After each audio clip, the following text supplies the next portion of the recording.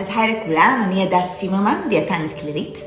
אז הצום עוד יומיים, ואני כאן עם כמה טיפים שיעזרו לכם להכין את הגוף בצורה הכי טובה שאפשר, כדי לעבור את הצום בקלות.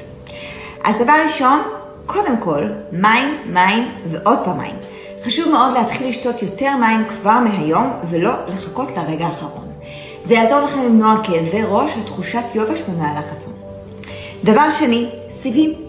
מזונות כמו שיבולת שועל, קטניות וירקות שורש. הם מתעכלים לאט ונותנים תחושת שובע לאורך זמן, מה שנקרא פחות רעבים, יותר שבעים. דבר שלישי, אל תשכחו את השומנים הבריאים. שמן זית, אבוקדו, אגוזים, כל אלה נותנים לגוף שובע ושומרים לכם על האנרגיה. לפני הצום, תדאגו לאכול ארוחה מאוזנת שמכילה פחמימות מורכבות, חלבונים ושומנים. ככה הגוף מקבל את כל מה שהוא צריך לתפקוד מיטבי.